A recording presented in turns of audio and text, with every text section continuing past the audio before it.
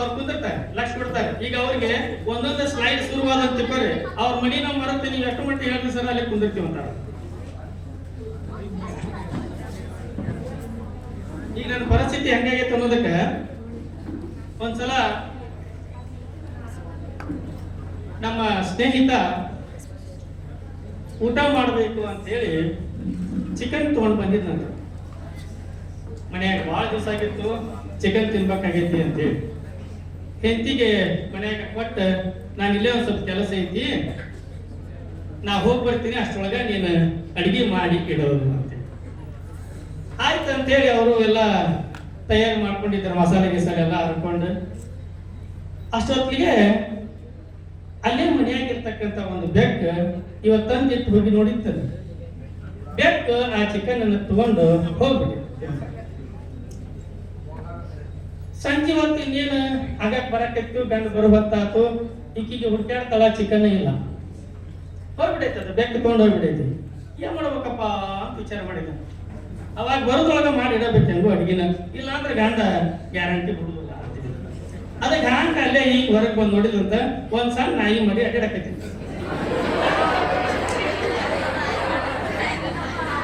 ಪಟಕ್ನ ತಂದಾಕ ಅದ್ರ ಚೆಂದ ಮುಡಿದು ಅಡಿಗೆ ಮಾಡಿಬಿಟ್ಟು ಗಂಡ ಬಂದ ಹೊರಗಿಂದ ಬಂದ, ಅಡಿಗೆ ಮಾಡಿಯೋಣ ಅಂದ. ಮಾಡೀನ್ರಿ ಬರೀ ಹುಟ್ಟಿ ಕುಂದಾಗ. ಇದನ್ನೆಲ್ಲ ವಸ್ತುನ ನೋಡ್ಕೊಂತ ಅವ್ರ ಮಗ ಮೂಲ್ಯಾಗ ಕುಂತಿದ್ದ. ಅಪ್ಪ ಮಾಡಿದ್ದು, ಅವು ಮಾಡಿದ್ದು ಎಲ್ಲಾನು ನೋಡಿದ್ನಂತ.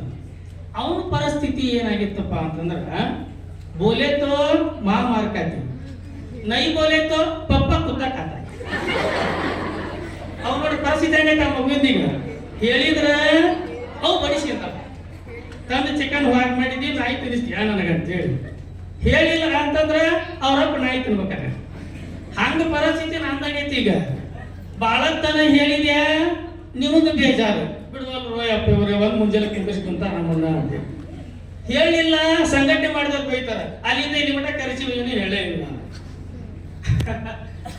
ಅರಿಗಾಟ್ ಎಸ್ ಓಕೆ ಅರಿ ಹ್ಯಾಪಿ ಎಸ್. ಈಗಾದ್ರೆ ನಮ್ದು ಸ್ಲೈಡ್ ಸ್ಟಾರ್ಟ್ ಆಯ್ತು, ವಿಷಯಕ್ಕೆ ಬರೋಣ್ರಿ. ಈಗ ಎಲ್ಲಾರ್ದು ನಿತ್ಯ ಪದ್ಯ ಲಕ್ಷ ಗಿಕ್ಷ ಎಲ್ಲ ಆ ಕಡೆ ಈ ಕಡೆ ಎಲ್ಲ ಹೋಯ್ತಲ್ಲ, ಎಲ್ಲರೂ ಈ ಕಡೆ ಗಮನ ಕೊಡ್ತೀರಿ.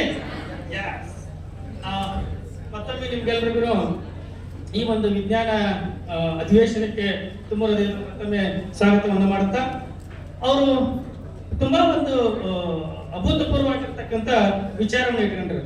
ಅಲ್ಲಿ ನೋಡ್ರಿ, ಆತ್ಮವಿಶ್ವಾಸದ ದಿಕ್ಸೂಚಿ. ನಮ್ಗೆ ಯಾವುದೇ ಕೆಲಸ ಮಾಡ್ಬೇಕಾದ್ರ ಆತ್ಮವಿಶ್ವಾಸ ಅನ್ನೋದು ಬಹಳಷ್ಟು ಮುಖ್ಯ. ಈಗ ನಾ ಇವಾಗ ನಿಂತು ಮಾತಾಡಕೈತೀನಿ ಅಂದ್ರೆ ನನಗೊಂದು ಆತ್ಮವಿಶ್ವಾಸ ಇರ್ಬೇಕ್ರಿ, ಇವನ್ನೆಲ್ಲ ಅಡ್ರೆಸ್ ಮಾಡ್ತೀನಿ ಅಂತ. ಹಂಗ ನೀವು ಪರೀಕ್ಷೆಗೆ ಹೋಗ್ಬೇಕಾದಾಗ ನಿಮ್ಮಲ್ಲಿ ಕೂಡ ಆತ್ಮವಿಶ್ವಾಸ ಇರಬೇಕು. ಆ ಆತ್ಮವಿಶ್ವಾಸವನ್ನ ತುಂಬುವ ಪ್ರಯತ್ನವನ್ನ ಇವತ್ತು ನಾವೆಲ್ಲರೂ ಮಾಡಬೇಕಾಗಿದೆ. ನೆಕ್ಸ್ಟ್ ವಿಷಯ ಏನೈತೆ ನೋಡ್ರಿ, ವಿಜ್ಞಾನ ಕಲಿಕೆ ಕಗ್ಗಂಟಲ್ಲ, ವಿದ್ಯಾರ್ಥಿ ವಿಕಸನದ ಜ್ಞಾನ. ಬಹಳಷ್ಟು ಜನ ವಿಜ್ಞಾನದ ನಾನು ಭಾಳ ಟಫ್ ಆಗತ್ರಿ, ನನಗೆ ತಿಳಿಯಂಗಿಲ್ರಿ, ನನಗೇನೋ ಅರ್ಥನ ಆಗೋಲ್ರಿ ಅಂತಂದಾರ. ಹಾಗಾಗಿ ಅದು ಕಗ್ಗಂಟ್ ಅಲ್ಲ, ಎದ್ರದು ವಿದ್ಯಾರ್ಥಿ ವಿಕಸನದ ಜ್ಞಾನ. ಅಂದ್ರೆ ನಿಮ್ಮ ವಿಕಾಸ ಆಗ್ಬೇಕು. ಆ ವಿಕಾಸ ಆಗ್ಲಿಕ್ಕೆ ಒಂದು ಜ್ಞಾನವನ್ನು ಕೊಡ್ತಕ್ಕಂಥದ್ದೇ ವಿಜ್ಞಾನ. ನೆಕ್ಸ್ಟ್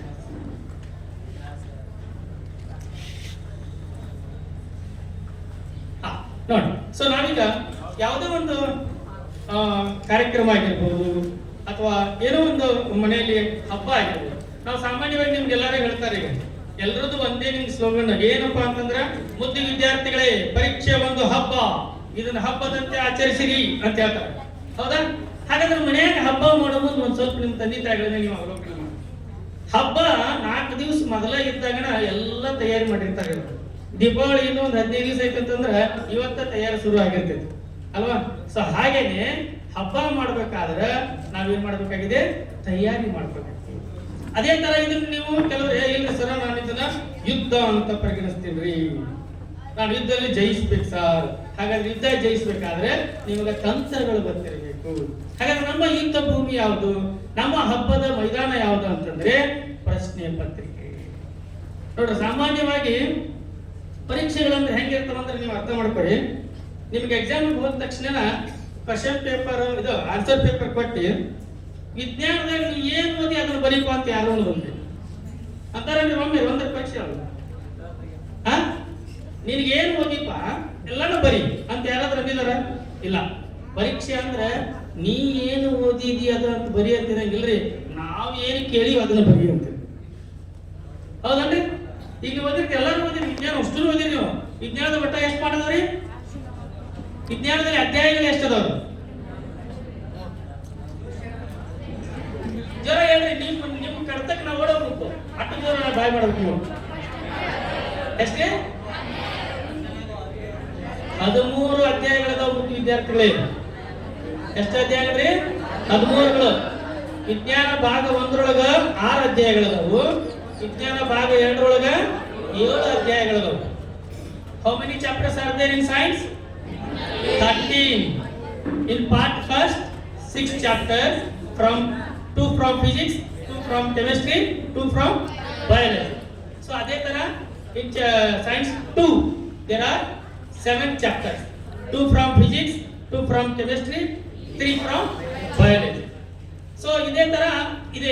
ಇದನ್ನ ನಾವು ಮೊದಲು ಅರ್ಥ ಮಾಡ್ಕೋಬೇಕು ಫಸ್ಟ್. ಹಾಗಾದ್ರೆ ಇಲ್ಲಿ ಆ ಯುದ್ಧಕ್ಕೆ ನೀವು ಹೋಗ್ಬೇಕಾದ್ರೆ ನಿಮ್ಮ ಯುದ್ಧ ಭೂಮಿ ಎಲ್ಲಿ ನಿಮಗೆ ಎದುರಾಗೋದು ಯಾವ್ದಪ್ಪ ಅಂತಂದ್ರೆ ಪ್ರಶ್ನೆ ಪತ್ರಿಕೆ. ಹಾಗಾದ್ರೆ ಆ ಪ್ರಶ್ನೆ ಪತ್ರಿಕೆ ಹೇಗಿರುತ್ತೆ ಮೊದಲು ನಾವು ಅದನ್ನ ಅರ್ಥ ಮಾಡ್ಕೋಬೇಕು. ಸೊ ಪ್ರಶ್ನೆ ಪತ್ರಿಕೆಯನ್ನು ನಾವು ನೋಡ್ಕೊಳ್ಳೋಕ್ಕಿಂತ ಮುಂಚೆ ನಮಗೆ ಒಟ್ಟಾರೆ ಅಂಕಗಳು 100 ಅಂಕಗಳು ಇರ್ತವೆ. ಎಷ್ಟು ಅಂಕಗಳು ವಿಜ್ಞಾನಕ್ಕೆ? 100 ಅಂಕಗಳು. ಆ 100 ಅಂಕಗಳಲ್ಲಿ 20 ಅಂಕಗಳು ನಿಮಗೆ ಆಂತರಿಕ. ಅಂತ ನೀವೇನೀಗ 8 ಚಟುವಟಿಕೆ ಮಾಡಿಕೊಟ್ಟಿದ್ದೀರಿ, 4 ಸಾಧನಾ ಪರೀಕ್ಷೆ ಬರೆದಿದ್ದೀರಿ, ಅದೆಲ್ಲ ಸೇರಿಸಿ 200 ಆಗುತ್ತೆ. ಆ 200 ಅನ್ನ 20 ಕನ್ವರ್ಟ್ ಮಾಡಿ ನಿಮಗೆ ಮಾರ್ಕ್ಸ್ ಅನ್ನ ಕೊಡ್ತಾರೆ. ಇನ್ನು ಎರಡನೇದೈತಲ್ಲ, ಈಗ ನಾವು ನಿಮ್ಮನ್ನು ತಯಾರು ಮಾಡ್ಬೇಕಾಗೈತಲ್ಲ, ಅದು ಇದೇನೋ 20 ಮಾರ್ಕ್ಸ್ ನಮ್ಮ ಹತ್ರ ಇರ್ತಾವು, ನೀವು ಆಕ್ಟಿವಿಟಿ ಮಾಡಿರ್ತೀರಿ, ಎಕ್ಸಾಮ್ ಬರ್ದಿರ್ತೀರಿ, ಮಾರ್ಕ್ಸ್ ಕೊಡ್ತೀವಿ. ಬಟ್ ಈ 80 ಐತಲ್ಲ, ಇದನ್ನ ಸಾರ್ವಜನಿಕವಾಗಿ ಪರೀಕ್ಷೆ ಬರೀತೀರಿ ನೀವು. ಅದಕ್ಕೆ ನಿಮ್ಗೆ ಎಲ್ಲರಿಗೂ ಅಂತಿರ್ತಾರೆ ಮನ್ಯಾಗ ಏನಂತ, ಈ ತಮ್ಮ ಈ ತಂಗಿ ನೀ ಸಲ SSLC ಪಬ್ಲಿಕ್ ಎಕ್ಸಾಮ್ ಬರೀತಿಪ್ಪ, ಚೆನ್ನಾಗಿ ತಯಾರು ಮಾಡ್ಕೋಬೇಕು ನೀನು ಅಂತ ಹೇಳ್ತಾರ ಅವ್ರು. ಹೌದು, ಅಂದ್ರೆ ಪಬ್ಲಿಕ್ ಅಂದ್ರೆ ಸಾರ್ವಜನಿಕವಾಗಿ ಯಾವುದೇ ರೀತಿಯಾಗಿರ್ತಕ್ಕಂತಹ ಮುಕ್ತವಾದ ಮತ್ತು ಪಾರದರ್ಶಕವಾಗಿರ್ತಕ್ಕಂಥ ಪರೀಕ್ಷೆ ಬರೀಬೇಕು. ಎಲ್ಲಿಯೂ ಯಾರಿಗೂ ನೋಡುವಂಗಿಲ್ಲ, ಕೇಳುವಂಗಿಲ್ಲ, ಕಾಪಿ ಮಾಡುವಂಗಿಲ್ಲ, ಸ್ವಂತ ಬರಿಬೇಕು. ನಮ್ಮ ಸ್ವಂತ ಬಲದ ಮೇಲಿನ ನಾವು ಅಂಕಗಳನ್ನ ತಗೋಬೇಕು. ಆ ಅಂಕಗಳು ಎಷ್ಟಪ್ಪ ಅಂತಂದ್ರೆ 80. ಎಷ್ಟು ಅಂಕಗಳ್ರಿ? 80 ಅಂಕಗಳು. ಸೊ ಈ 80 ಅಂಕಗಳನ್ನ ನಮ್ಮ ವಿಜ್ಞಾನದೊಳಗ ಎಷ್ಟು ವಿಭಾಗಗಳಿದಾವು ಹೇಳಿ? ಮಾತಾಡ್ರಿ, ಸ್ವಲ್ಪ ಮಾತಾಡ್ಬೇಕು ನೀವು. 3 ವಿಭಾಗಗಳು. ವಿಭಾಗ 1 ಯಾವುದು? ಕನ್ನಡದಲ್ಲಿ ಭೌತ ವಿಜ್ಞಾನ, ಇಂಗ್ಲಿಷ್ ನಲ್ಲಿ ಫಿಸಿಕ್ಸ್. ಸೊ ಹಾಗಾದ್ರೆ ಇದಕ್ಕೆ ಎಷ್ಟು ಅಂಕಗಳು ಇರ್ತಾವಪ್ಪ? 27 ಅಂಕಗಳು ಇರ್ತಾವ. ಹಾಗಾದ್ರೆ ಕ್ವಶನ್ ನಂಬರ್ ಎಲ್ಲಿಂದ ಎಲ್ಲಿ ಮಟ್ಟ ಇರುತ್ತೆ? 1 ರಿಂದ 12. ಎರಡನೇದು ಇದಕ್ಕೆ ಎಷ್ಟು ಅಂಕ ಕೇಳ್ತಾರೆ? ಎಲ್ಲಿಂದ ಎಲ್ಲಿ ಮಟ್ಟ? ಮೂರನೇದು ಜೀವ ವಿಜ್ಞಾನ, ಬಯಾಲಜಿ. ಎಷ್ಟು ಅಂಕ? 28 ಅಂಕಗಳು. ಎಲ್ಲಿಂದ ಎಲ್ಲಿ ಮಟ್ಟ? 26ರಿಂದ 38. ಹಾಗಾದ್ರೆ ಟೋಟಲ್ ನಿಮಗ ಎಷ್ಟು ಪ್ರಶ್ನೆಗಳು ಇರ್ತಾವ ಮಕ್ಕಳೇ? 38 ಪ್ರಶ್ನೆಗಳು ಇರ್ತವೆ. ಹಾಗಾದ್ರೆ 38 ಪ್ರಶ್ನೆಗಳು ಎಷ್ಟು ಅಂಕಕ್ಕೆ? 80 ಅಂಕಕ್ಕೆ. ಹಾಗಾದ್ರೆ ಪ್ರಶ್ನೆ ಪತ್ರಿಕೆ ಸ್ವರೂಪ ಹೆಂಗಿರುತ್ತೆ ಸರ್? ನೆಕ್ಸ್ಟ್ ನೋಡಿ, ಪ್ರಶ್ನೆ ಪತ್ರಿಕೆಯ ಸ್ವರೂಪ ಹೇಗಿದೆ ಅಂತಂದ್ರ, ಇದನ್ನ ಒಂಥರ ನಾವು ಫೋನ್ ನಂಬರ್ ತರ ನೆನ್ಪಿಡ್ಕೋಬಹುದು. ಫೋನ್ ನಂಬರ್ ಸಾಮಾನ್ಯವಾಗಿ ಫೋನ್ ನಂಬರ್ 10 ನಂಬರ್ ಇರ್ತಾವ್ರಿ. ಆ 10 ನಂಬರ್ ಅನ್ನು ಕೂಡ ನಾವು ಇದ್ರಾಗ ನೆನ್ಪಿಟ್ಕೋಬಹುದು. ಹೆಂಗ್ ನೆನ್ಪಿಟ್ಕೋಬಹುದಪ್ಪ ಅಂತಂದ್ರ 8889418038. ಹೆಂಗೆ ನೆನ್ಪಿಟ್ಟು ಅದ ಹೆಂಗಾಗತ್ರಿ ಸರ್? ಇಲ್ಲ, 888. ಹೌದಾ? ಬಹು ಆಯ್ಕೆ ಮಾದರಿ ಪ್ರಶ್ನೆಗಳು ಎಷ್ಟಿರ್ತಾವ್ರಿ? 8. 1 ಅಂಕದ ಪ್ರಶ್ನೆಗಳು ಎಷ್ಟಿರ್ತಾವು? 8 ಇರ್ತಾವ. 2 ಅಂಕದ ಪ್ರಶ್ನೆಗಳು ಎಷ್ಟಿರ್ತಾವು? 8 ಇರ್ತಾವ. ಹಾಗಾದ್ರೆ 888. ಓಕೆನಾ? ನೆಕ್ಸ್ಟ್ 941. ಹಾಗಾದ್ರೆ 9 ಅಂದ್ರೆ ಎಷ್ಟು? 3 ಅಂಕದ್ದು 9 ಪ್ರಶ್ನೆಗಳಿರ್ತವೆ, 27 ಅಂಕ. 4 ಅಂಕದ್ದು 4 ಪ್ರಶ್ನೆಗಳಿರ್ತವೆ, 16 ಅಂಕ. ಅದೇ ತರ 5 ಅಂಕದ್ದು 1 ಪ್ರಶ್ನೆ ಇರುತ್ತೆ. ಹಾಗಾಗಿ 888 941. ನೆಕ್ಸ್ಟ್ 38 ಏನು ಪ್ರಶ್ನೆಗಳು 38 ಪ್ರಶ್ನೆಗಳು ಎಷ್ಟಕ್ಕೆ 80 ಅಂಕ. ಹಾಗಾಗಿ 888 941 3880. Is clear? ಸೊ ಈ ತರ ನೀವೇನ್ ಮಾಡಬಹುದಪ್ಪ ಅಂತಂದ್ರೆ ನಿಮ್ಮ ಕ್ವೆಶ್ಚನ್ ಪೇಪರ್ ಅನ್ನ ನೆನಪಿನಲ್ಲಿ ಇಟ್ಕೋಬಹುದು. Is clear? ಸ್ವಲ್ಪ ನೋಟ್ ಮಾಡ್ಕೊಳ್ರಿ, ಅಲ್ಲಿ ಬಂದಾಗ ಏನೇನು ಹೇಳಿದ್ರು ಅನ್ನೋದು. ಸೊ ಮಧ್ಯದು ಪ್ರಶ್ನೆ ಪತ್ರಿಕೆ ಸ್ವರೂಪ ಹೇಳಿದೆ, ಹೌದಾ? ಅರ್ಥ ಆಯ್ತ್ರಿ? Next next ಬರ್ಕೋತೀರಿ?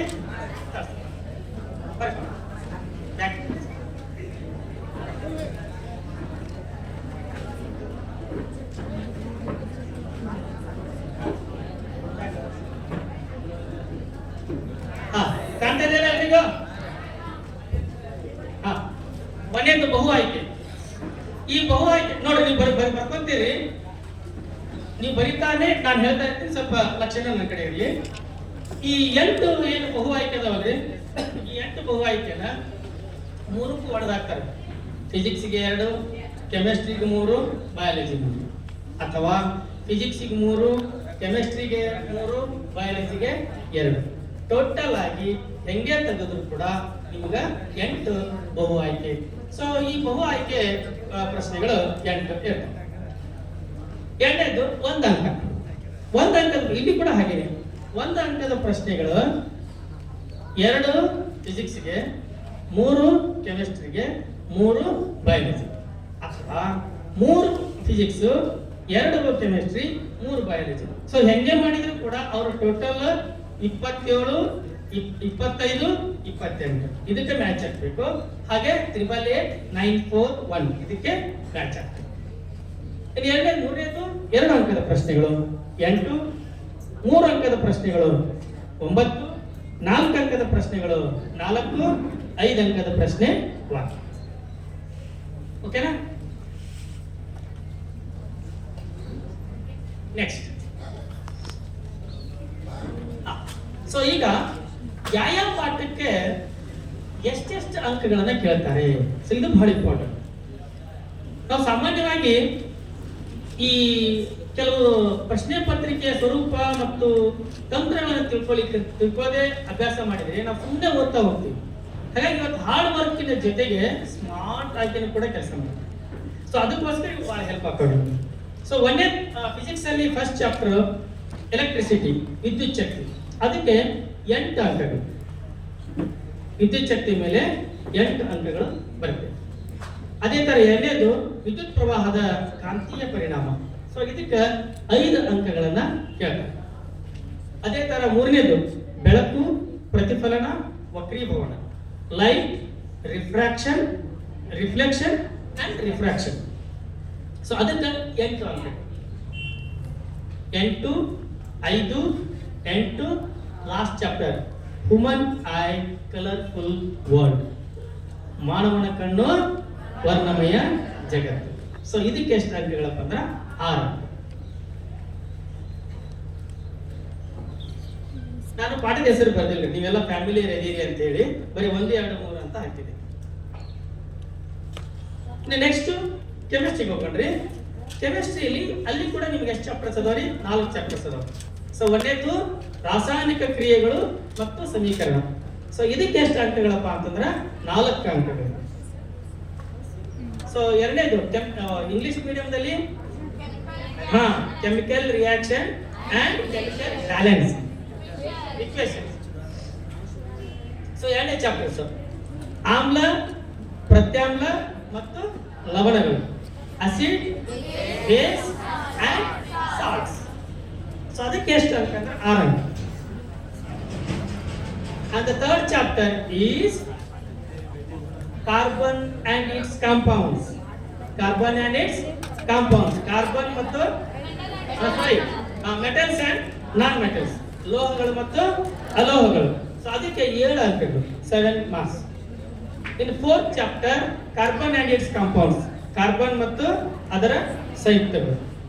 ಸೊ ಇದಕ್ಕೆ ಎಷ್ಟು ಅಂಕಗಳು ಅಂದ್ರೆ 8. ಇನ್ಕ್ರೀಸ್ ಆಗೈತೆ ನೋಡಿ, 4, 6, 7, 8. ಸೊ ಯಾಕೆ ಇದನ್ನ ನಾವು ಹೇಳ್ತೀವಪ್ಪ ಅಂತಂದ್ರೆ ಇದರಾಗ ಹೆಚ್ಚು ಅಂಕಗಳು ಬರ್ತಕ್ಕಂತಹ ಘಟಕಗಳಿಗೆ ನೀವು ಹೆಚ್ಚು ಪ್ರಿಯಾರಿಟಿಯನ್ನ ಕೊಡಬೇಕು, ಆ ಉದ್ದೇಶದಿಂದ. ಇನ್ನು ಬಯಾಲಜಿಗೆ ಬಂದ್ರೆ ಅಲ್ಲಿ ಫಸ್ಟ್ ಚಾಪ್ಟರ್ ಲೈಫ್ ಪ್ರೊಸೆಸ್, ಜೀವಕ್ರಿಯೆಗಳು. ಆ ಜೀವಕ್ರಿಯೆಗಳ ಮೇಲೆ 8 ಅಂಕದ ಪ್ರಶ್ನೆಗಳು ಬರ್ತಾವೆ. ಲೈಫ್ ಪ್ರೊಸೆಸ್, ಜೀವಕ್ರಿಯೆಗಳು. ಎರಡನೇದು ನಿಯಂತ್ರಣ ಮತ್ತು ಸಹಭಾಗಿತ್ವ, ಕಂಟ್ರೋಲ್ ಅಂಡ್ ಕೋಆರ್ಡಿನೇಷನ್. ಸೊ ಅದಕ್ಕೆ 7 ಅಂಕಗಳು ಬರ್ತಾವೆ, 7 6. ಮೂರನೇದು ಹೌ ಆರ್ಗ್ಯಾನಿಸಮ್ಸ್ ರಿಪ್ರೊಡ್ಯೂಸ್, ಜೀವಿಗಳು ಹೇಗೆ ಸಂತಾನೋತ್ಪತ್ತಿ ಮಾಡ್ತವೆ. ಸೊ ಇದಕ್ಕೆ 7 ಅಂಕ. ಇನ್ನು 4ನೇದು ಹೆರಿಡಿಟಿ, ಅನುವಂಶೀಯತೆ, ಇದಕ್ಕೆ 4 ಅಂಕಗಳು. ಇನ್ನು ಲಾಸ್ಟ್ ಚಾಪ್ಟರ್ ಅವರ್ ಎನ್ವಿರಾನ್ಮೆಂಟ್, ನಮ್ಮ ಪರಿಸರ. ನೋಡಿ ಅದು ಪಾಠಕ್ಕೆ ಎಷ್ಟು ಹೆಸರಿಟ್ಟಾರೆ.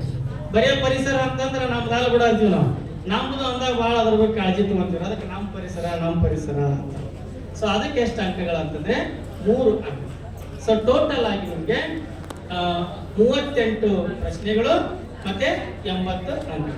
ಇದ್ರಾಗ ನಿಮ್ಗೆ ಇನ್ನೊಂದು ಆಪ್ಷನ್ಸ್ ಇದೆ, ಏನಪ್ಪಾ ಅಂದ್ರೆ ಈ 2, 3, 4 ಪ್ರಶ್ನೆಗಳು ಇದಾವಲ್ಲ ಸರ್,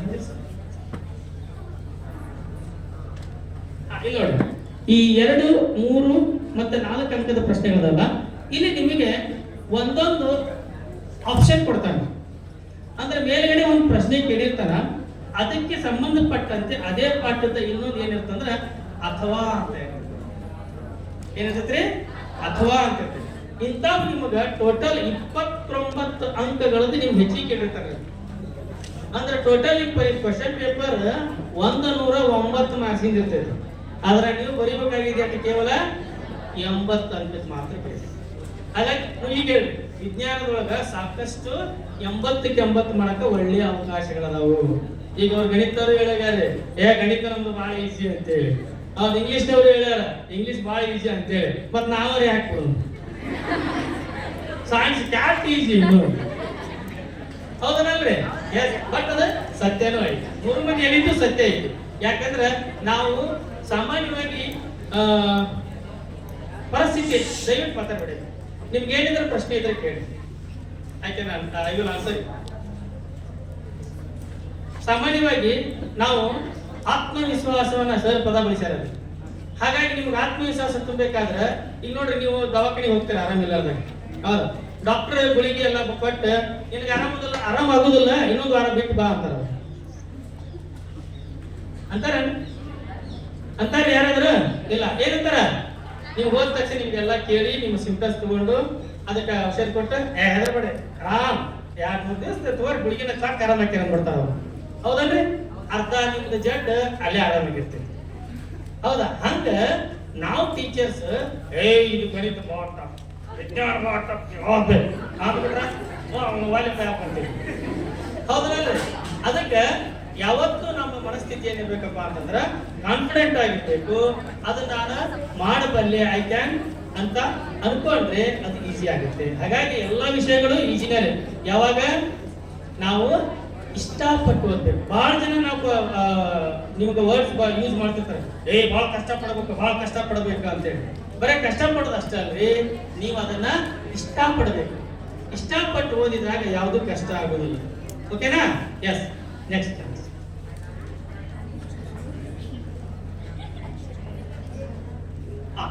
ನೋಡಿ, ಈಗ ನಿಮ್ಗೆಲ್ಲ ಪರಿಚಯ ಮಾಡಿಕೊಟ್ಟೆ ನಾನು.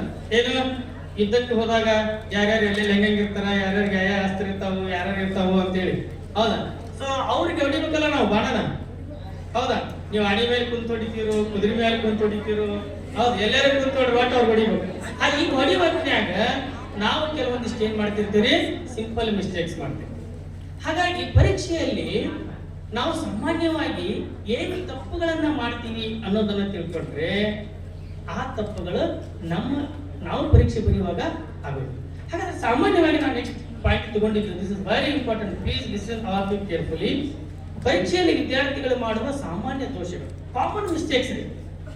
ಆಮೇಲೆ ಬರ್ತೀರಿ ನೀವು ಎಕ್ಸಾಮ್ಗೆ ಹೋಗೋ ಮುಂದೆ ಅರಿಬಿರಿಯಾಗಿ ಹೋಗ್ಬಿಟ್ಟಿರ್ತೀರಿ, ಬರ್ದಾರ ಹೊರಗೆ ಬಂದಾರ ನಮ್ಗೆ ಭಾಳ ಕ್ಯೂರಿಯಾಸಿಟಿ ಇರ್ತೈತಿ, ಇವ್ರು ಹೆಂಗ್ ಬರೋದಿ ಏನೇನು ಆತ, ನಮ್ಗೆ ಕ್ಯೂರಿಯಾಸಿಟಿ ಇರ್ತೈತಿ ಭಾಳ. ಯಾಕೆ ನಮ್ಮ ಸಬ್ಜೆಕ್ಟ್ ರಿಸಲ್ಟ್ ಚಲೋ ಆಗುತ್ತೆ ನೋಡೋದಕ್ಕೆ. ಸೊ ಹಂಗಾಗಿ ಕ್ಯೂರಿಯಾಸಿಟಿ ಕೇಳಿದಾಗ ನಿಮ್ದು ಒಂದೇ ಪ್ರಶ್ನೆ ಏನಿರ್ತಪ್ಪ ಅಂತಂದ್ರೆ ಎಲ್ಲಾರ್ದು ಹೇಳೋದು ಸರ್ ಟೈಮ ಸಾಲಿ ಎಲ್ಲ ಗೊತ್ತಿತ್ತು ಸರ್ ಟೈಮ ಸಾಲಿ ಇದು ಕಾಮನ್ ಆಗಿ ಹೇಳ್ತಕ್ಕಂಥ. ಸೊ ಯಾಕಾಗತ್ತಪ್ಪ ಅಂತಂದ್ರೆ ನೀವು ಟೈಮ್ ಬಜೆಟಿಂಗ್ ಅನ್ನ ಮಾಡಿಕೊಂಡಿರಲಿಲ್ಲ. ಎದೆದಕ್ಕೆ ಎಷ್ಟು ಈಗ ನೋಡ್ರಿ ಮೆದುಳಿನ ಚಿತ್ರ ತೆಗಿಯಂತ ತಕ್ಷಣ ತಾಸಂಗೆ ಅದನ್ನ ತೆಗೆದು ಬಿಟ್ರಿ 3 ತಾಸಲ್ಲ ಸಾಧನೆ ಮಾಡಕ್ ಕೊಟ್ಟರು ಮುಗಿದು ನೀವು ಪೇಪರ್.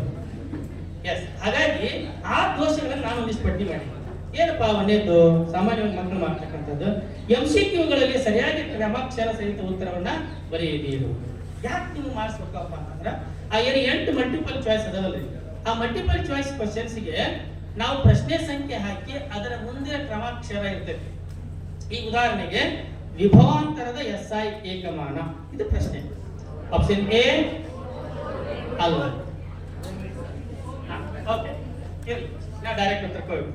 ಆಪ್ಷನ್ ಎ ವೋಲ್ಟ್ ಇತ್ತಂತ ತಿಳ್ಕೊಳ್ಳಿ. ಸರಿಯಾದ ಉತ್ತರ ವೋಲ್ಟ್ ಆಗಿರೋದ್ರಿಂದ ನೀವು ಅಲ್ಲಿ 1 ಅಂತ ಬರೆದು ಅದ್ರ ಮುಂದೆ ಎ ಅಂತ ಕ್ರಮಾಕ್ಷರ ಬರೆದು ಅದರ ಉತ್ತರ ವೋಲ್ಟ್ ಅನ್ನೋದನ್ನ ಬರಿಬೇಕು.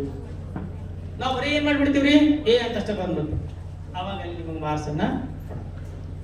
ಇನ್ನ ಇದರಲ್ಲಿ ಮತ್ತೊಂದು ಮಾಡ್ತಕ್ಕಂತ ತಪ್ಪು ಏನಪ್ಪಾ ಅಂತಂದ್ರೆ ಬಹಳ ಜನ ನಾವು ಎಷ್ಟು ಚೆನ್ನಾಗಿ ಇವ್ಯಾಲ್ಯೂಯೇಟ್ ಹೋದಾಗ ನೋಡಿರ್ತೀವಲ್ರಿ, ನಮ್ಮ ಹುಡುಗರು ಭಾರಿ ನಾವು ಹೇಳ್ಬಿಟ್ಟಿರ್ತೀವಿ ಏನಂತ ಸ್ಮಾರ್ಟ್ ಆಗಿ ವರ್ಕ್ ಮಾಡಬೇಕು ಅಂತೇಳಿ. ಇವು ಬಹಳ ಜನ ಸ್ಮಾರ್ಟ್ ಆಗಿ ವರ್ಕ್ ಮಾಡಿರ್ತಾರೆ. ಹೆಂಗಂದ್ರೆ ಮಲ್ಟಿಪಲ್ ಚಾಯ್ಸ್ ಕ್ವಶನ್ಸ್ ಒಂದೇ ಪೇಜ್ನ್ಯಾಗ 1 2 3 4 ಬರೋದು ಎಲ್ಲಾನು ಎ ಬರ್ಬೋದು. ಮುಂದೆ 2 ಪುಟ ಬಿಟ್ಟು ಮತ್ತೊಂದು ಮುಗಿರ್ತದೆ 4ನೇ ಪುಟಕ್ಕೆ ಅಲ್ಲಿ ಎಲ್ಲಾನು ಬಿ ಬರ್ಬೋದು. ಆಮೇಲೆ 7ನೇ ಪುಟಕ್ಕೆ ಹೋಗಿ ನಾವು ಅಲ್ಲಿ ಎಲ್ಲಾನು ಸಿ ಬರ್ಬೋದು. ಆಮೇಲೆ ಲಾಸ್ಟ್ ಪೇಜಿಗೆ ಎಲ್ಲಾನು ಡಿ ಬರ್ಬೋದು. ಅಂದ್ರೆ ಯಾವ ಸರಿ ಐತೆ ಅಲ್ಲಿ ನೀನು ಹಾಕೊಂಡು ಇದನ್ನ ಬಹಳ ಮಿಸ್ಟೇಕ್ ಮಾಡ್ತಾರೆ ನಮ್ಮ ಹುಡುಗರು. ಇದು ನಾನು ನಿಮ್ಗೆ ವ್ಯಂಗ್ಯವಾಗಿ ಹೇಳ್ತೀನಿ, ತಮಾಷೆವಾಗಿ ಹೇಳಾಕತ್ತೀನಿ, ಯಾಕಂದ್ರೆ ನಿಮ್ಗೆ ಬೋರ್ ಆಗ್ಬಾರ್ದು ಅಂತ. ಆದ್ರೆ ಇದ್ರ ಹಿಂದೆ ಸತ್ಯ ಇದೆ. ಏನ್ ಸತ್ಯ ಇದೆ? ಮಾರ್ಕ್ಸ್ ಕಳ್ಕೊಂತೀರಿ. ಹಾಗಾಗಿ ಒಂದು ಸಲಕ್ಕೆ ಒಂದೇ ಸಲ ಬರೀಬೇಕು.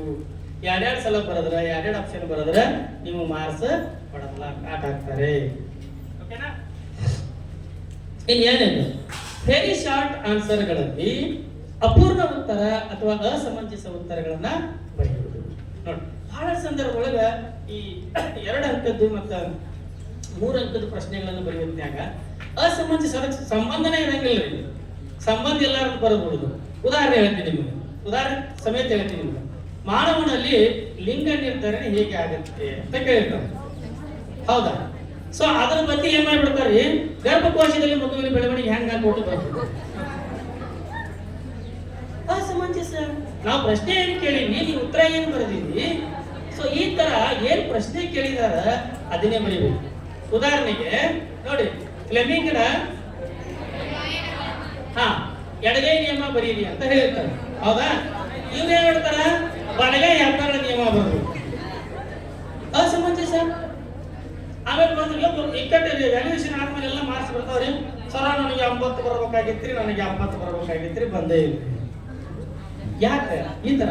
ಅದಕ್ಕೆ ದಯವಿಟ್ಟು ಇಂಥ ಮಿಸ್ಟೇಕ್ಸ್ ಗಳನ್ನ ವಿದ್ಯಾರ್ಥಿಗಳೇ ನೀವು ಯಾರು ಮಾಡಬೇಡ್ರಿ. ಪ್ರಶ್ನೆನ ಸರಿಯಾಗಿ ಓದಿಕೊಂಡು ಅದಕ್ಕೆ ತಕ್ಕನಾಗಿರ್ತಕ್ಕಂಥ ಉತ್ತರವನ್ನ ಬರೆಯಿರಿ.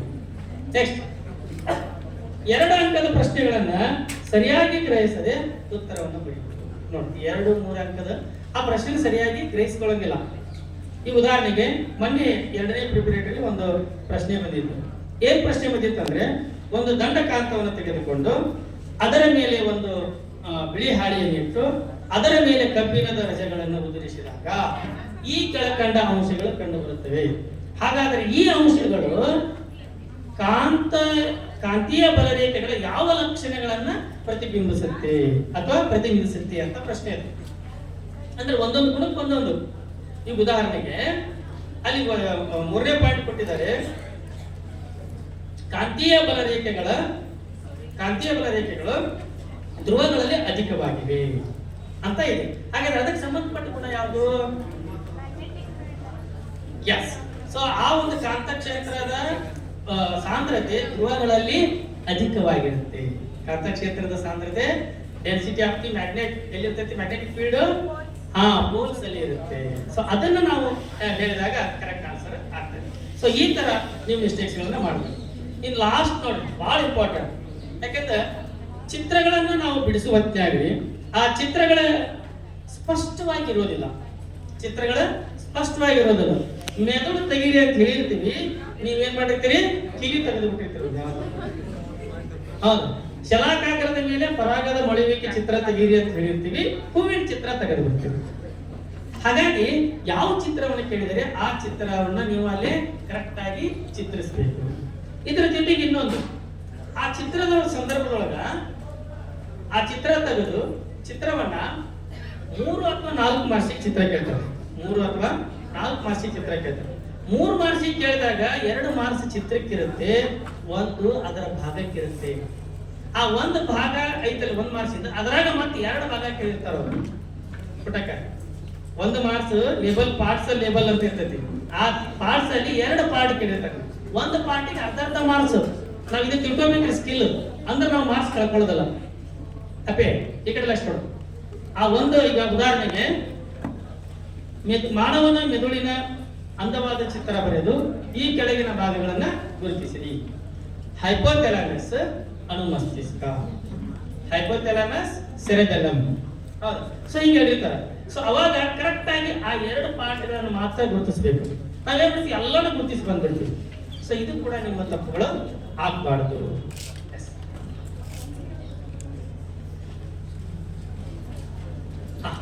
ಈಗ ಆಲ್ರೆಡಿ ನೀವು 2 ಪ್ರಿಪರೇಟರಿನ ಬರೆದಿದ್ದೀರಿ, ಅರ್ಧ ಎಲ್ಲ ನಿಮಗ ಗೊತ್ತಾಗಿದೆ.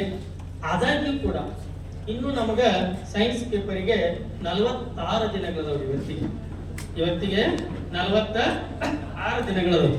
ಅಂದ್ರೆ ಈಗ ಫೆಬ್ರವರಿ 28, 4 ಹೋಯ್ತು ಇವತ್ತಿಗೆ. ಹೌದಾ? ಈಗ ಸಾಯಿಬ್ ಅಂತ ಹೇಳ್ರಿ. ಆಯ್ತು.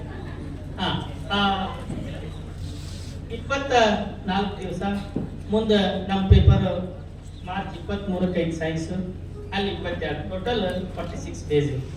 ಇನ್ನು 46 ಡೇಸ್ ಅಲ್ಲಿ ನಾವು ಏನೆಲ್ಲ ಮಾಡೋದು, ಇನ್ನು ನಮಗೆ ಸಮಯ ಇದೆ. 46 ದಿನದಲ್ಲಿ ನಾವು ಏನೆಲ್ಲ ಮಾಡಿದರೆ ನಮ್ಮ ಗೋಲ್ ಅನ್ನು ನಾವು ರೀಚ್ ಆಗ್ತೀವಿ. ಸೊ ಇಲ್ಲಿರ್ತಕ್ಕಂಥ ವಿದ್ಯಾರ್ಥಿಗಳಲ್ಲಿ ಕೆಲವರು ನಾನು ಪಾಸ್ ಆಗಲ್ಲ ಅಂತ ಕೆಲವರು ಇರ್ತಾರೆ, ಅವ್ರು ಪಾಸ್ ಆಗ್ಬೋದು. ಸರ್ ನನಗೆ ಸಾಕು 40ರಿಂದ 50 ಬರ್ತಾವೆ ಅಂತಿರ್ತೀರಿ, ಅವ್ರು 70 ತಗೋಬಹುದು. ಈಗ ಸರ್ 71 ಬರ್ತಿಲ್ರಿ, 80 ಬರ್ತಾ ಇಲ್ಲ ಅನ್ನೋರು 80 ಕೂಡ ನೀವು ರೀಚ್. ಹಾಗಾದ್ರೆ ಏನ್ ಮಾಡ್ಬೇಕು? ಅದಕ್ಕೆ ಏನ್ ಮಾಡ್ಬೇಕಂದ್ರೆ ಈ ಅಂಶಗಳನ್ನ ನೀವು ನೆನಪಿಟ್ಕೊಳ್ಳಿ. ಪರೀಕ್ಷಾ ತಯಾರಿ ಕ್ರಮಗಳು.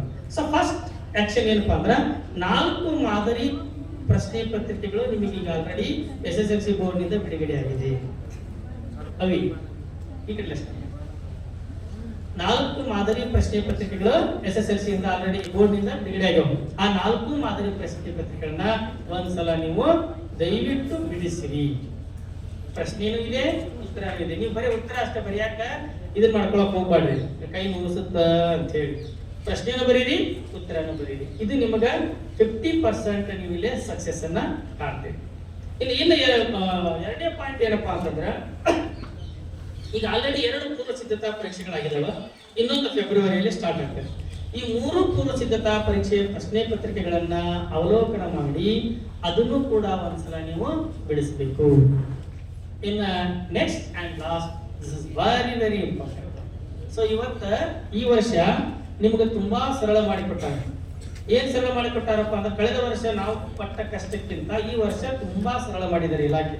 ಏನ್ ಸರಳ ಮಾಡಿದೆ ಅಂತಂದ್ರ, ಮೊದಲ ನಮ್ಗೆ ಬ್ಲೂ ಪ್ರಿಂಟ್ ಇರ್ಲಿಲ್ರಿ, ಏನ್ ಕ್ವಶನ್ಸ್ ಕೇಳ್ತಾರಂತೂ ಇರ್ಲಿಲ್ಲ, ಹೆಂಗ್ ಕೇಳ್ತಾರಂತೂ ಇರ್ಲಿಲ್ಲ, ಒಟ್ಟ ಕಾನ್ಸೆಪ್ಚುವಲ್ ಮ್ಯಾಲೆ ಹೇಳ್ತಿತ್ತು. ಈಗೇನು ಬಯಾಲಜಿ ಐತಲ್ರಿ, ಅದ ಲಿವಿಂಗ್ ವರ್ಡ್ ಅಂತ ತೋರ, ಅದ್ರ ಮೇಲೆ 25 ಅಂಕ. ಯಾವ ಪಾಠಕ್ಕೆ ಎಷ್ಟು ಅನ್ನೋದು ಗೊತ್ತಿರ್ಲಿಲ್ಲ.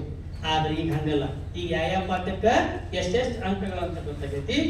ಜೊತೆಗೆ ಇನ್ನೊಂದು ತುಂಬಾ ಇಂಪಾರ್ಟೆಂಟ್ ಅಂದ್ರೆ, ಯಾವ ಪ್ರಶ್ನೆಗಳು ಬರ್ತಾವು ಅನ್ನೋದು ಕೂಡ ಈಗ ಆಲ್ರೆಡಿ ನಮ್ಮ ಬೋರ್ಡ್ ಏನ್ ಮಾಡೈತಿ, ರಿವೀಲ್ ಮಾಡೈತಿ. ಸೊ ಹಾಗಾದ್ರೆ ಆ ಕ್ವಶನ್ಸ್ ಎಲ್ಲದಾವ್ರಿ ಸರ್?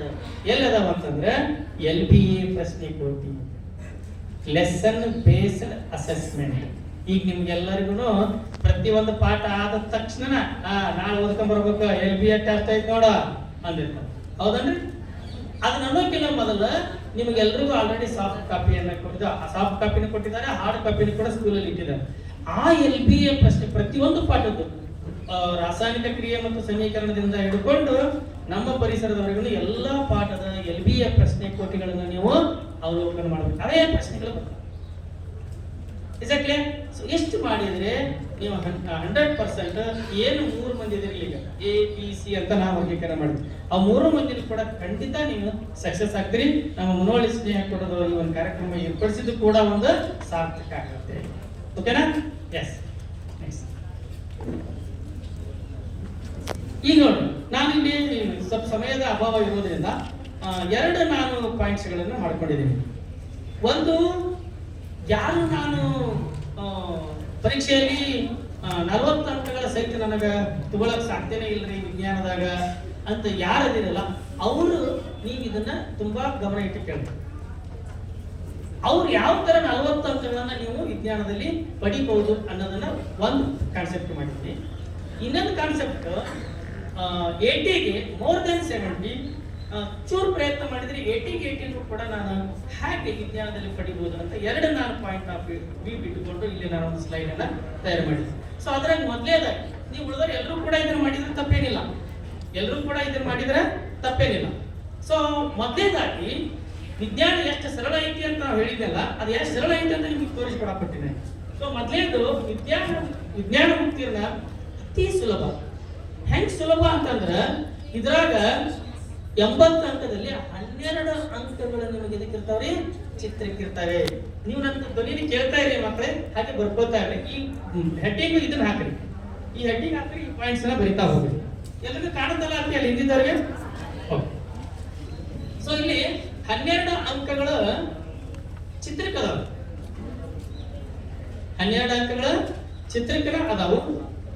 ಇನ್ನು 4 ಅಂಕಗಳು ಅಥವಾ ಒಮ್ಮೆ 3 ಅಂಕ, 3 ಅಥವಾ 4 ಎದ್ರ ಮೇಲೆ ಕೇಳ್ತಾನಪ್ಪ ಅಂತಂದ್ರ ಚಿತ್ರ ಆಧಾರಿತ ಪ್ರಶ್ನೆಗಳಂತ ಬರ್ತವೆ. ಏನ್ ಬರ್ತಾವ್ರಿ? ಚಿತ್ರ ಆಧಾರಿತ ಪ್ರಶ್ನೆಗಳಂತ ಬರ್ತಾವೆ. ಆ ಪ್ರಶ್ನೆಗಳಿಗೆ ಹೆಂಗ್ ಉತ್ತರ ಹೇಳುವುದು? ಈಗ ಆಲ್ರೆಡಿ ನಿಮ್ಗೆ ಲಿಸ್ಟ್ ಕೊಟ್ಟಿದ್ದಾರೆ ಇಲ್ಲಿ. ಯಾವುದು? 12 ಮಾರ್ಕ್ಸಿಗೆ ಚಿತ್ರ ಯಾವ್ಯಾವ ಕೇಳ್ತಾರ ಅಂತೇಳಿ. ಸೊ ಒಂದೇದು ಕೆಮಿಸ್ಟ್ರಿಯಲ್ಲಿ 4 ಚಿತ್ರಗಳದಾವೆ. ಒಂದು ನೀರಿನ ವಿದ್ಯುತ್ ವಿಭಜನೆ, ಎರಡನೇದು ಲೋಹದ ಮೇಲೆ ಹಬೆಯ ವರ್ತನೆ, ಸಾರಯುಕ್ತ ಸಲ್ಫ್ಯೂರಿಕ್ ಆಮ್ಲದೊಂದಿಗೆ ಸತುವಿನ ವರ್ತನೆ, 4ನೇದು ತಾಮ್ರದ ಶುದ್ಧೀಕರಣ. ಈ 4 ಚಿತ್ರದಲ್ಲಿ ಒಂದು ಗ್ಯಾರಂಟಿ ನಿಮ್ಗೆ 2 ಅಥವಾ 3 ಮಾರ್ಕ್ಸಿಗೆ 2 ಅಥವಾ 3 ಮಾರ್ಕ್ಸಿಗೆ 2 ಮಾರ್ಕ್ಸಿಗೆ ಕೇಳಿದ್ರೆ ನೀರಿನ ವಿದ್ಯುತ್ ವಿಭಜನೆ ಅಥವಾ ತಾಮ್ರದ ಶುದ್ಧೀಕರಣದ ಚಿತ್ರ ಕೇಳ್ತಾನ. ಇನ್ನು 3 ಮಾರ್ಕ್ಸಿಗೆ ಕೇಳಿದ್ರೆ ಲೋಹದ ಮೇಲೆ ಹಬೆಯ ವರ್ತನೆ ಮತ್ತೆ ಸಾರಯುಕ್ತ ಸಲ್ಫ್ಯೂರಿಕ್ ಆಮ್ಲದೊಂದಿಗೆ ಸತುವಿನ ವರ್ತನೆ.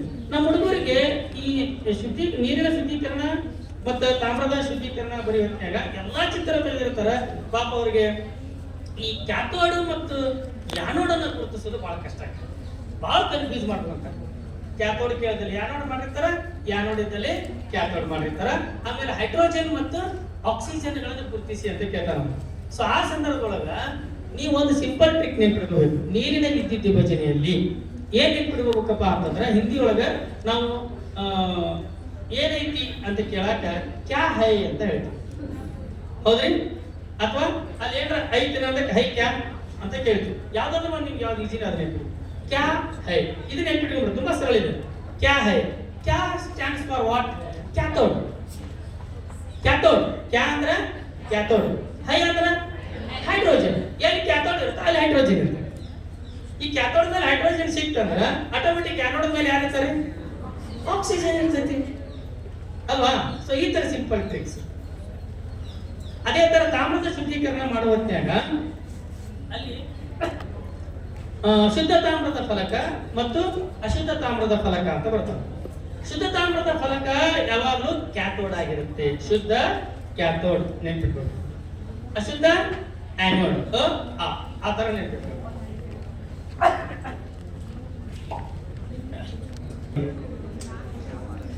ಸೊ ನೆಕ್ಸ್ಟ್ ಲೋಹದ ಮೇಲೆ ಹಬೆಯ ವರ್ತನೆ ಅಲ್ಲಿ ಬಂದಾಗ ನೆನ್ಪಿಟ್ಕೊಳ್ಳಿ. ಹಬೆ ಬಂದಾಗ ಪ್ರಣಾಳವನ್ನು ನಾವು ಅಡ್ಡಿಡಬೇಕು. ಪ್ರಣಾಳವನ್ನು ಏನ್ ಮಾಡ್ಬೇಕ್ರಿ? ಅಡ್ಡಿಡಬೇಕು.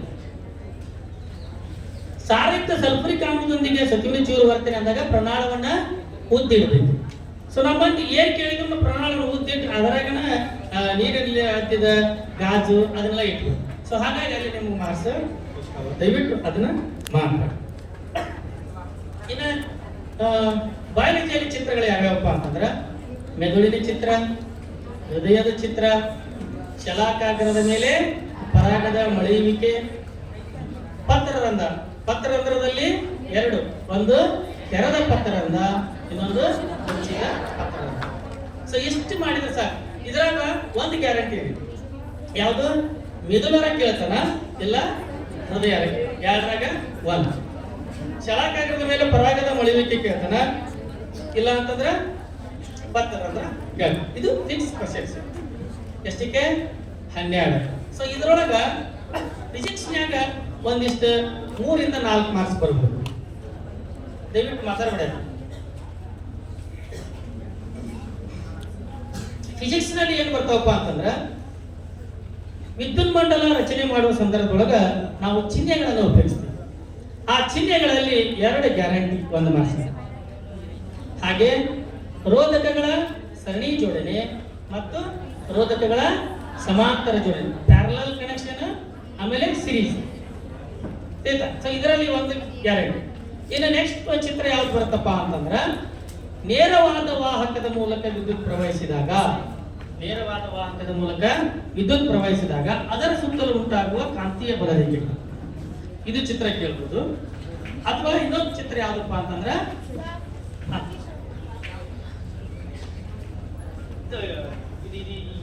ಡಯಾಗ್ರಾಮ್ಸ್ ಗೊತ್ತಾಗ್ತಲ್ಲ, ಬ್ರೈನ್ ಅದನ್ನೇ ಇಂಗ್ಲಿಷ್ ಫಿಸಿಕ್ಸ್ ಹೇಳುವಾಗ. ಸೊ ಈ ಸರ್ಕ್ಯೂಟ್ ಡಯಾಗ್ರಾಮ್ ತೆಗಿತಾರಲ್ಲಮ್ಮ, ಸೊ ಆ ಸರ್ಕ್ಯೂಟ್ ಡಯಾಗ್ರಾಮ್ ತೆಗಿಬೇಕಾದ್ರೆ ಸಿಂಬಲ್ಸ್ ಬರ್ತಾವೆ. ಆ ಸಿಂಬಲ್ಸ್ ಅನ್ನು 1 ಮಾರ್ಕ್ಸ್ ಸಿಗ್ತದೆ. ಇನ್ನ parallel connection, series connection 1.5 marks, 1.5 marks. ಇಲ್ಲ ಅಂತಂದ್ರೆ ಇನ್ನೊಂದು ಯಾವುದು dispersion of light, Newton's experiment ಇದೆಯಲ್ಲ ಅದನ್ನ ಕೇಳ್ತಾರೆ.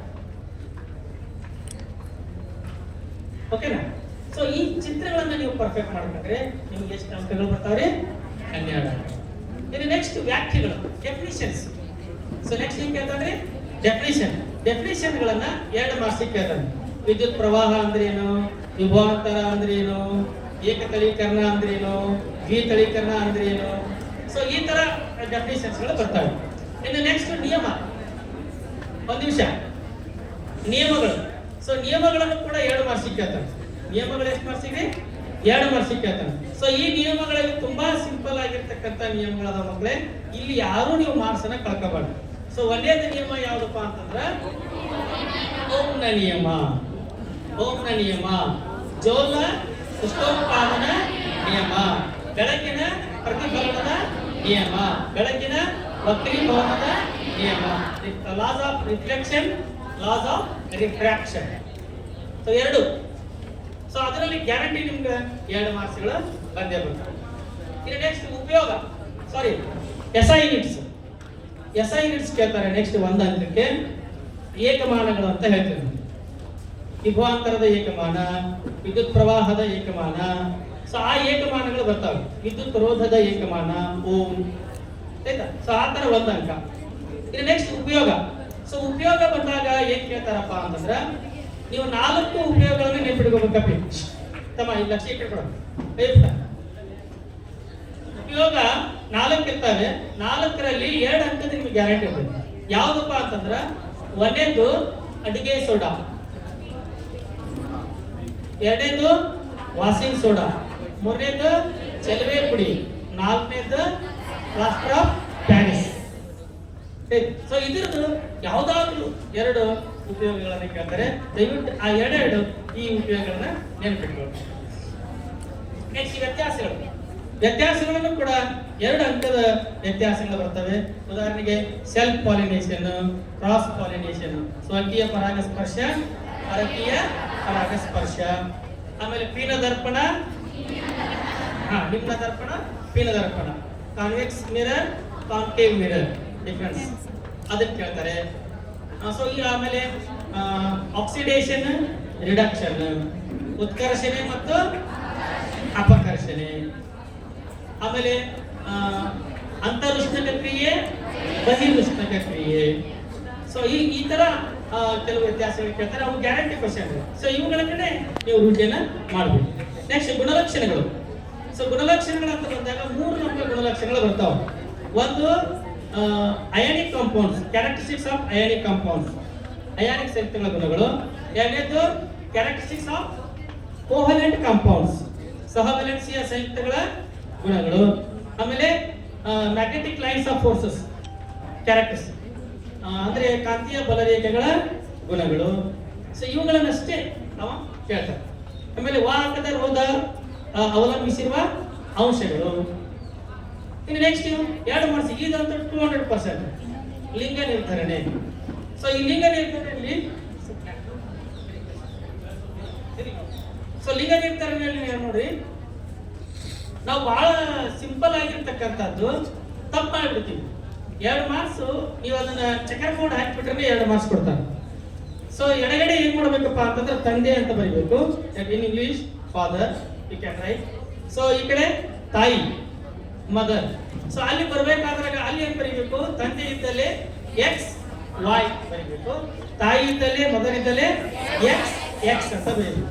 ಸೊ ನೀವು ಅದನ್ನು ಗ್ಯಾಮೆಟ್ಸ್ ತಗೊಳ್ಬೇಕಾದಾಗ ಕೆಳಗಡೆ ಎರೋ ಮಾರ್ಕ್ ಹಾಕಿ ಗ್ಯಾಮೆಟ್ಸ್ ತಗೋಬೇಕಾದಾಗ ಇಲ್ಲಿ ಎಕ್ಸ್ ಮತ್ತು ವೈ ಎರಡನ್ನು ತಗೊಳ್ರಿ, ಇಲ್ಲಿ ಕೇವಲ ಏನ್ ಮಾಡ್ರಿ ಎಕ್ಸ್ ಒಂದ ತಗೊಳ್ರಿ. ಯಾವ್ದು ಬಂದ್ರೆ ಎಕ್ಸ್ ಅಲ್ಲ, ಚೇಂಜ್ ಇರಂಗೆ ಇಲ್ಲ. ಸೊ ಇವುಗಳನ್ನ ಏನ್ ಮಾಡಿ ಕ್ರಾಸ್ ಮಾಡಿ, ಎಕ್ಸ್ ಎಕ್ಸ್ ಆದ್ರೆ ಎಕ್ಸ್ ಎಕ್ಸ್ ಹುಟ್ಟೋ ಮಗು ಹೆಣ್ಣಾಗಿರುತ್ತೆ. ಎಕ್ಸ್ ಜೊತೆ ವೈ ವರ್ಣತಂತು ಹೊಂದಿರುವ ವೀರ್ಯನು ಸೇರಿದ್ರೆ ಎಕ್ಸ್ ವೈ ಹುಟ್ಟೋ ಮಗು ಗಂಡಾಗುತ್ತೆ. ಹಾಗಾಗಿ ಲಿಂಗ ನಿರ್ಧರಣೆ ಮಾಡೋದು ತಂದೆ. ಇಷ್ಟು ಬರೆದ್ಬಿಟ್ರೆ ನಿಮಗೆ 2 ಅಥವಾ 3 ಮಾರ್ಕ್ಸ್. ನೋಡಿ, ಇದನ್ನ ಕಳೆದ ಪರೀಕ್ಷೆ ಒಳಗ 2 ಮಾರ್ಕ್ಸ್ ಕೇಳಿದ್ರೆ, ಮೊನ್ನೆ ಪರೀಕ್ಷೆ ಒಳಗ 3 ಮಾರ್ಕ್ಸ್ ಕೇಳಿದ್ರೆ ಒಂದ್ 2 ಸೆಂಟೆನ್ಸ್ ಬರೀದು ಇದನ್ನ ಹಾಕ್ಬಿಡೋದು. ಓಕೆನಾ? ಸೊ ಇಲ್ಲಿ ಯಾರು ದಯವಿಟ್ಟು ಮಾರ್ಕ್ಸ್ ಅನ್ನ ಕಳ್ಕೋಬೇಕು. ಇನ್ನು ನೆಕ್ಸ್ಟ್ ಏಕತಳೀಕರಣ ಮತ್ತು ದ್ವಿತಳೀಕರಣ, monohybrid cross, dihybrid cross. Simple ಆಗಿರ್ತಕ್ಕಂಥದ್ದು. ಸೊ ಇಲ್ಲಿ ನೀವು ಕಾಮನ್ ಆಗಿ ನಮ್ಮ ಹುಡುಗರು ಮಾಡ್ತಕ್ಕಂಥ ಮಿಸ್ಟೇಕ್ಸ್ ಏನಪ್ಪಾ ಅಂತಂದ್ರೆ, ಏಕತಳೀಕರಣವನ್ನು ಚೆನ್ನಾಗಿ ಮಾಡ್ತಾರೆ. ಈಗ ಉದಾಹರಣೆಗೆ ಎತ್ತರವಾದ ಗಿಡವನ್ನ ಗಿಡ್ಡವಾದ ಗಿಡಕ್ಕೆ ಸಂಕರಣ ಮಾಡಿದಾಗ ಉಂಟಾಗುವ ಏಕತಳೀಕರಣ ವಿವರಿಸಿರಿ ಅಂತ ಪುನೆಟ್ ಚಕ್ಕರ್ ಬೋರ್ಡ್ ಅನ್ನ ಹಾಕ್ತೇವೆ. ಅವಾಗ ಎತ್ತರ ತಗೊಂಡು ಕ್ಯಾಪಿಟಲ್ ಟಿ ತಗೊಂಡಿರ್ತೀವಿ, ಗಿಡ್ಡ ತಗೊಂಡು ಸ್ಮಾಲ್ ಟಿ ತಗೊಂಡಿರ್ತೀವಿ. ಸೊ ಅಲ್ಲಿ ಗ್ಯಾಮೆಟ್ಸ್ ತಗೋಬೇಕಾದಾಗ 2 ಇರ್ತಾವಲ್ಲ, 2ರಲ್ಲಿ ನೀವೇನ್ ಮಾಡ್ಬೇಕು, 1 ತಗೋಬೇಕು ಕ್ಯಾಪಿಟಲ್ ಟಿ, ಈ ಕಡೆ ಸ್ಮಾಲ್ ಟಿ, 2 ಕ್ರಾಸ್ ಮಾಡಿದಾಗ ಕ್ಯಾಪಿಟಲ್ ಟಿ ಸ್ಮಾಲ್. ಇದು ನಿಮ್ಗೆ ಕರೆಕ್ಟ್ ಆತಂದ್ರೆ ಮುಂದಿನ ಚಕ್ಕರ್ ಬೋರ್ಡ್ ಏನಾಗಿರ್ತೈತ್ರಿ, 2 ಗ್ಯಾಮೆಟ್ಸ್ ಅದಾವು, 2 ಲಿಂಗಾಣುಗಳು ಅದಾವು. ಒಂದು ಟಿ ಕ್ಯಾಪಿಟಲ್ ಇದ್ದಾಗ ಒಂದು ಕ್ಯಾಪಿಟಲ್ ಟಿ ಮೇಲೆ, ಒಂದು ಸ್ಮಾಲ್ ಟಿ ಒಂದು ಸ್ಮಾಲ್ ಟಿ ಗುಣಾಕಾರ ಮಾಡಿದ್ರೆ 1:3. ಇದು ಯಾವ್ದು 1:3? ಯಾವ ಅನುಪಾತ ಇದು? ವ್ಯಕ್ತ ರೂಪ ಅನುಪಾತ. 3:1 1:3. ಸೊ ಅದೇ ತರ genotypic ratio 1:2:1. Because capital T 1 ಇರ್ತೈತ್ರಿ, ಕ್ಯಾಪಿಟಲ್ ಟಿ ಸ್ಮಾಲ್ ಟಿ 2 ಇರ್ತಾವು, ಸ್ಮಾಲ್ ಟಿ 1 ಇರ್ತಾವ. ಓಕೆನಾ? ಸೊ ಇದು ಮಾಡ್ತೀರಿ. ಈಗ ಕೆಲವು ಸಂದರ್ಭದೊಳಗೆ ಮಕ್ಕಳೇ ಡೈಹೈಬ್ರಿಡ್ ಕ್ರಾಸ್ ಕೇಳಿರ್ತಾರೆ. ಆ ಡೈಹೈಬ್ರಿಡ್ ಕ್ರಾಸ್ ಕೇಳಿದಾಗ ನಮ್ಮ ಹುಡುಗರು ಮಾಡೋ ತಪ್ಪು ಏನಂದ್ರೆ, ಈ ಮೊನೊಹೈಬ್ರಿಡ್ ಕ್ರಾಸ್ ಹೆಂಗೆ ಒಂದೊಂದು ತಗೋತಾರಲ್ಲ, ಹಂಗ ಒಂದೊಂದು ಗ್ಯಾಮೆಟ್ ತಗೊಂಡ್ಬಿಡ್ತಾರ. ಹಿಂಗಾಗಿ ನಿಮ್ದು ರಿಸಲ್ಟ್ ಬರಂಗಿಲ್ಲ.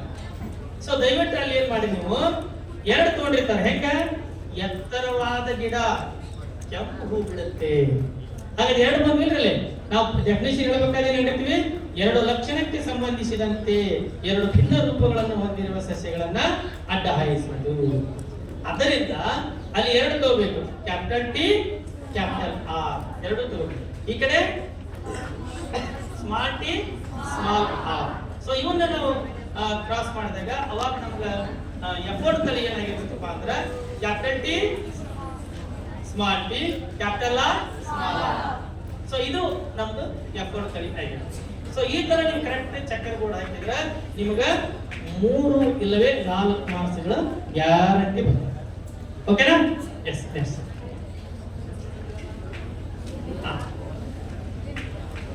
Plant hormones and endocrine hormones.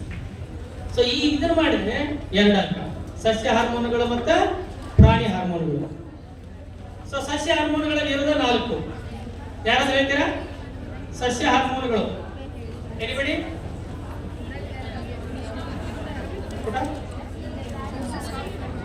Plant hormones, ಸಸ್ಯ ಹಾರ್ಮೋನ್ಗಳು ಹೇಳಪ್ಪ, ಕೈ ಎತ್ತಿಗಲ್ಲ.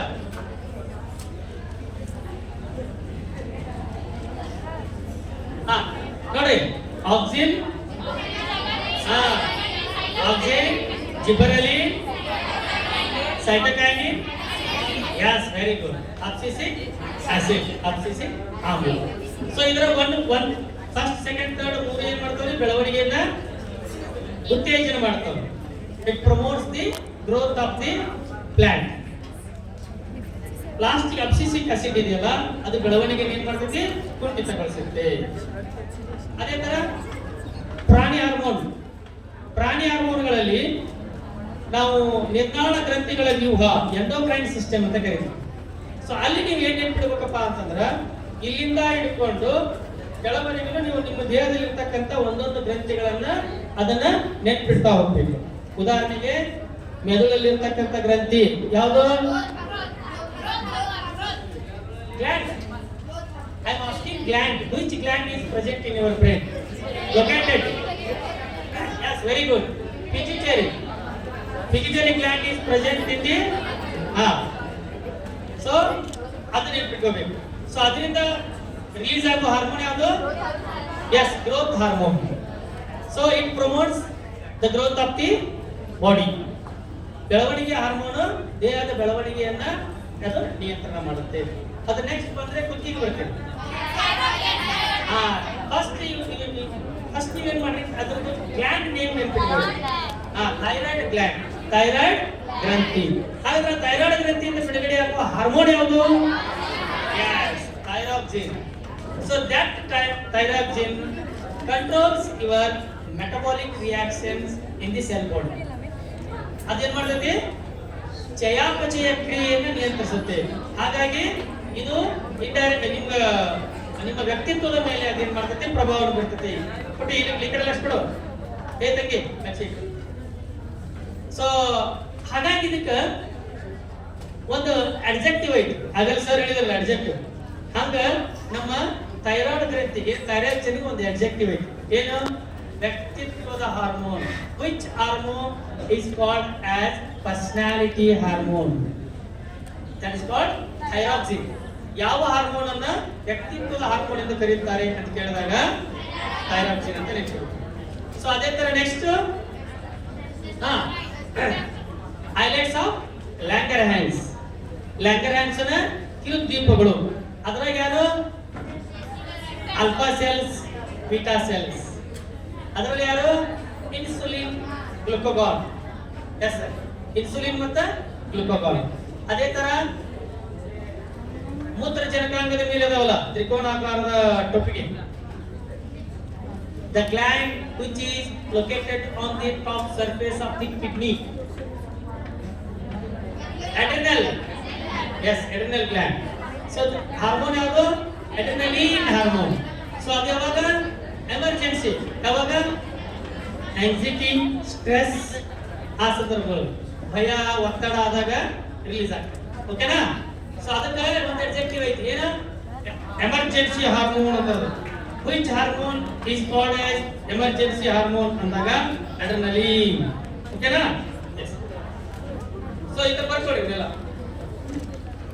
ಇನ್ನ ಜರಾಯುವಿನ ಕಾರ್ಯ, ಫಂಕ್ಷನ್ ಆಫ್ ಪ್ಲಾಸೆಂಟಾ, ಗಂಡು ಮತ್ತು ಹೆಣ್ಣು ಸಂತಾನೋತ್ಪತ್ತಿ ಅಂಗಗಳ ಕಾರ್ಯ, ಜಠರ್ ಮತ್ತು ಸಣ್ಣ ಕಲ್ಲಿನಲ್ಲಿ ನಡೆಯತಕ್ಕಂಥ ಜೀರ್ಣಕ್ರಿಯೆ, ಓವರ್ಲೋಡ್, ಮಿಶ್ರಲೋಹ, ಅಣುಸೂತ್ರ, ರಚನಾಸೂತ್ರ, ಇವನ್ನೆಲ್ಲ ನೀವು ಮಾಡಿದ್ರೆ ಹುಡುಗರ ನಿಮ್ಮ 50 ಅಂಕಗಳು ಬಂದೇ ಬರ್ತಾವೆ.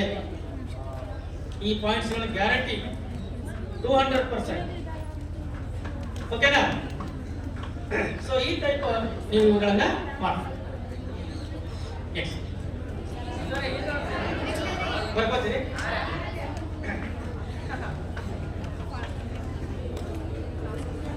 ದೃಷ್ಟಿ ದೋಷಗಳಲ್ಲಿ ನೋಡಿ, ತುಂಬಾ ಸಿಂಪಲ್. ದೃಷ್ಟಿ ದೋಷದಲ್ಲಿ ಸಮೀಪ ದೃಷ್ಟಿ, ದೂರ ದೃಷ್ಟಿ ಎರಡರ ಒಂದು ಗ್ಯಾರಂಟಿ. ಆಮೇಲೆ ಇನ್ನೊಂದು ನೆನ್ಪಿಟ್ಕೊಡ್ರಿ, ವಿಜ್ಞಾನದಲ್ಲಿ 3, 4, 5 ಮಾರ್ಕ್ಸ್ ಕೇಳಿದ್ರ ಪುಟಗಂಟ್ಲೆ ಬರೆಯೋ ಅವಶ್ಯಕತೆ ಇಲ್ಲ. ಬಹಳ ಜನ ಹುಡುಗಂಡ್ಲೆ ಬರೀತಾರೆ. ನೀವು to the points only key words ಗಳನ್ನ ನೆನಪಿಟ್ಕೊಂಡು ಬರೀರಿ. ಮೊನ್ನೆ ಒಂದು ಪ್ರಶ್ನೆ ಕೇಳಿದ್ದಾರೆ ನಿಮಗೆ 3 ಅಂಕದ್ದು. ಸಮೀಪ ದೃಷ್ಟಿ ಅಂದ್ರೆ ಏನು, ಅದಕ್ಕೆ ಕಾರಣ, ಪರಿಹಾರ ತಿಳಿಸಿ. ಇದು ಕೇವಲ ಎಷ್ಟು ಸೆಂಟೆನ್ಸ್ ಬರೀಬೇಕಪ್ಪ ಅಂತಂದ್ರೆ 3 ಸೆಂಟೆನ್ಸ್ ಬರೆದ್ರೆ ಸಾಕು. ಅದು ಸೆಂಟೆನ್ಸ್ ಬೇಡ ನಮ್ಗ, ಏನ್ ಕೆಲವೊಂದಿಷ್ಟು ವರ್ಡ್ ಬಂದ್ರೆ ಸಾಕು. ಏನು ಸಮೀಪ ದೃಷ್ಟಿ ಅಂತಾರೆ ಏನು ಅಂತ ಕೇಳಿದ್ರೆ, ಸಮೀಪದ ವಸ್ತುಗಳು ಸ್ಪಷ್ಟ ಕಾಣ್ತಾವೆ, ಆದ್ರೆ ದೂರದ್ದು ಅಸ್ಪಷ್ಟ. ಎಷ್ಟು ಬರೆದ್ರೆ 1 ಮಾರ್ಕ್ಸ್. ಕಾರಣ ಒಂದು ಬರೀಬೇಕು. ಏನ್ ಕಾರಣ? ಮಸೂರದ ವಕ್ರತೆ ಹೆಚ್ಚಾಗಿರುತ್ತೆ, ಕಣ್ಣುಗುಡ್ಡೆ ಸಹಜ ಸ್ಥಿತಿಗಿಂತ ದೊಡ್ಡದಾಗಿರುತ್ತೆ. ಯಾರಾಗ ಒಂದ್ ಬರೆದ್ರೆ ಸಾಕು 1 ಮಾರ್ಕ್ಸ್. ಇನ್ನು ಪರಿಹಾರ ಕೇಳ್ತಾರ ಅವರು. ಇದಕ್ಕೆ ಏನ್ ಮಾಡ್ಬೇಕಂದ್ರ ಸೂಕ್ತ ನಿಮ್ನ ಮಸೂರ ಬಳಕೆ. 3 ಸೆಂಟೆನ್ಸ್ ಬರೆದ್ರೆ 3 ಮಾರ್ಕ್ಸ್. ಓಕೆನಾ? ಸೊ ಹಾಗಾಗಿ ಬಹಳಷ್ಟು ಬರೆಯೋದಿರೋದಿಲ್ಲ, ಸ್ವಲ್ಪ ಬರೆದಿರ್ತೈತಿ. ಆದ್ರ ಏನು ಪದ ಐತಿ ಆ ಪದನ ಬರೀಬೇಕು. ಹೌದಾ? ಈಗ ಮೊನ್ನೆ ಒಂದ್ಸಲ ನಾನು ಯಾವಾಗ್ಲೂ ಹೇಳ್ತಿರ್ತೀನಿ ಅದನ್ನ, ಏನು ಭೀಮ ದುರ್ಯೋಧನರ ಗದಾ ಯುದ್ಧವನ್ನು ವಿವರಿಸಿರಿ ಅಂತ 4 ಮಾರ್ಕ್ಸ್ ಕೇಳಿದ್ರೆ ಪ್ರಶ್ನೆ. ಅದು ಭೀಮ ದುರ್ಯೋಧನರ ಗದಾ ಯುದ್ಧವನ್ನ ವಿವರಿಸಿರಿ ಅಂತ 4 ಮಾರ್ಕ್ಸ್ ಪ್ರಶ್ನೆ ಕೇಳಿದ್ರೆ ಅಂತ ಒಂದು ಕೂಡ ಬರೀಬೇಕಲ್ಲ ಕನ್ನಡದಾಗ. ಅದಕ್ಕೆ ನಮ್ ಟೀಮ್ ಬರೋದಂತ 4 ಅಂಕಿಗೆ ಏನ್ ಬರೋದಪ್ಪ ಅಂತಂದ್ರ, ಭೀಮನು ದುರ್ಯೋಧನನನ್ನು ಗುದ್ದಿ, ಇನ್ನು ಗುದ್ದಿ, ಮತ್ತು ಗುದ್ದಿ, ಕೆಡಿಹಾಕಿ ಗುದ್ದಿ, ಲಾಸ್ಟಿಗೆ ಬಂದಂತಾವ ಏನಂತ ಕೊಂದನು. ನಮ್ದಾಗಿರೋದಿಲ್ಲ ಸೈನ್ಸ್ ಒಳಗೆ ಟು ದ ಪಾಯಿಂಟ್ಸ್, ಅದ ಪಾಯಿಂಟ್ ಬರ್ಬೇಕು. ಈಗ ನಾವ್ ಹೇಳಿದಲ್ರಿ ಏನು ಸೂಕ್ತ ನಿಮ್ನ ಮಸೂರ ಏತಮ್ಯ ಲಿಸನಿಯ ಸೂಕ್ತ placenta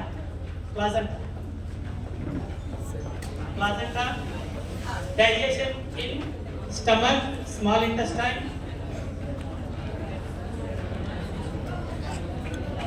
male and female reproductive system,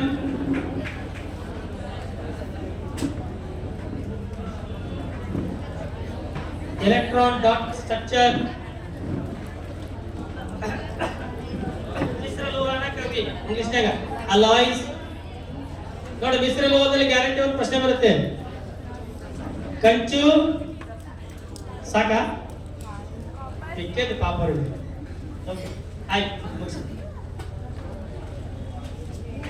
ನೋಡಿ ಲಾಸ್ಟ್ ಇದನ್ನ ಹೇಳಿ ವಾಪಸ್ ಆ ಸ್ಲೈಡ್ ಹಾಕ್ಬಿಡ್ತೀವಿ. ನೋಡಿ ಲಾಸ್ಟ್ನೇದು ಸರ್ ನಾವು 80ಕ್ಕೆ 80 ತಗೋಬೇಕು ಅಂತಂದ್ರೆ ಏನ್ ಮಾಡ್ಬೇಕು ಅನ್ನೋದಕ್ಕೆ ಕೆಲವು ಚಿಕ್ಕ ಟಿಪ್ಸ್ ಗಳಿದಾವೆ. But these are very useful and valuable tips for you. Please listen carefully.